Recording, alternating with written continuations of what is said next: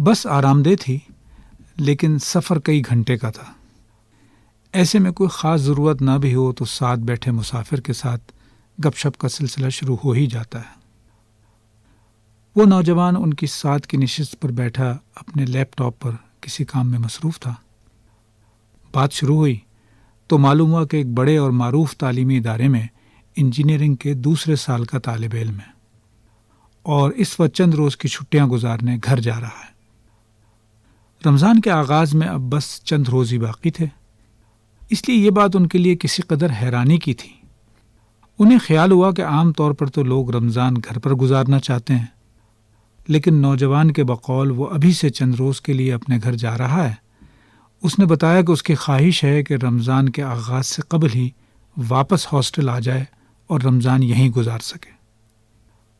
وجہ دریافت کی تو اس کا کہنا تھا کہ یہاں ہاسٹل میں ہونے والی تراویح میں قرآن بہت اچھا پڑھا جاتا ہے، میں اس موقع کو کھونا نہیں چاہتا۔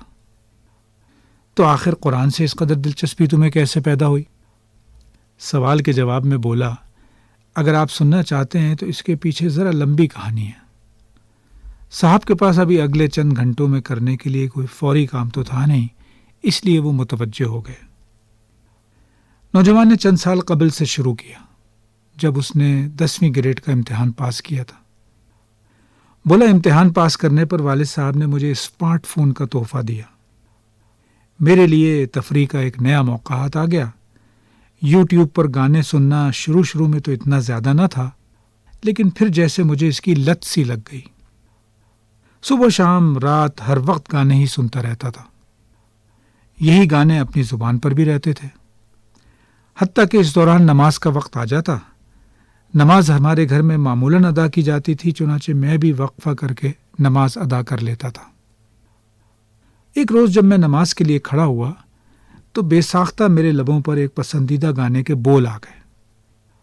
اگلے ہی لمحے مجھے نہ صرف اس کا احساس ہو گیا بلکہ شرمندگی کی شدید کیفیت مجھ پر غالب آئی۔ میں نے اسی وقت فیصلہ کیا کہ میں اب آئندہ گانے نہیں سنا کروں گا۔ فون تو میرے پاس تھا اور فرصت کے لمحات بھی میسر تھے، بلکہ گھر اور کالج کے درمیان آنے جانے کے لیے کم و بیش روزانہ 2 گھنٹے کا سفر مجھے کرنا پڑتا تھا۔ میں نے گانے چھوڑ کر اس دوران قرآن مجید کی تلاوت سننے کا سلسلہ شروع کر لیا۔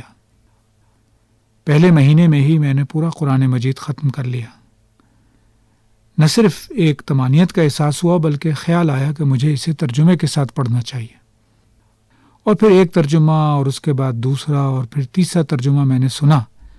اس کے بعد تو اب یہ مستقل معمول ہی بن گیا۔ تو کیا تم حافظ قرآن ہو؟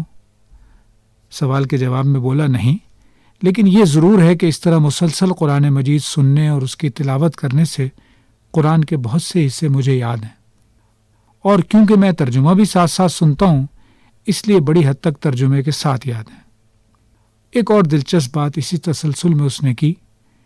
بولا، میں نے اپنی امی سے دریافت کیا کہ ہمارے بچپن میں زور دے کر آپ سورہ یاسین، سورہ رحمان اور سورہ ملک پڑھنے کی تاکید کرتی تھیں، اس کی کیا وجہ تھی؟ امی نے جواب میں بتایا کہ بیٹے، ان سورتوں کے پڑھنے کی فضیلت ہے۔ جواباً میں نے قرآن مجید کے کچھ اور حصے انہیں سنائے اور توجہ دلائی کہ قرآن کے کسی مخصوص حصے کی اہمیت اپنی جگہ، لیکن در حقیقت پورا قرآن نصیحت اور رہنمائی ہے، اور اس کے ساتھ تعلق محض برکت کے لیے نہیں بلکہ ہدایت اور رہنمائی کے لیے ہونا چاہیے۔